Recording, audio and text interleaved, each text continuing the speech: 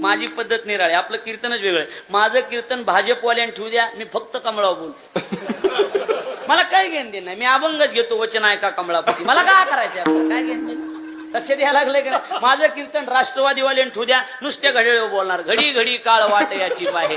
आता 8-15 दिवसापासून बंद केलंय बोलायचं जरा, एक नियम नसल्यामुळं. इकडे लक्ष द्या, बरोबर आहे का नाही?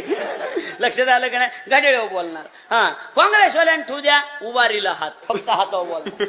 आणि अपक्ष उमेदवारांना जर कीर्तन ठेवलं तर मी खाकड्यातला अभंग काढतो. पांगुळ झालो देवा नाही हाताना पाय. आपल्याला काय घेणं देणं सांगा.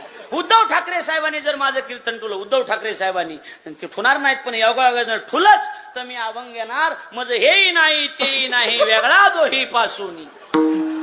कळायला लागलंय का नाही? कळायला लागलं. आणि एकनाथ शिंदे साहेबांनी जर कीर्तन ठेवलं तर मग अभंग येणार. तीक्ष्ण उत्तरे हाती घेऊन बाण फिरे. बाण कोणाच्या का बापाचा असाना, पण मीच घेऊन फिरे. लक्षात द्यायला लागलंय का नाही बोलणं? सजना याचा माणसं म्हणणार आहे ते कुठून आणलंय रे, नवीनच दिसायला लागलाय मटेरियल सगळं.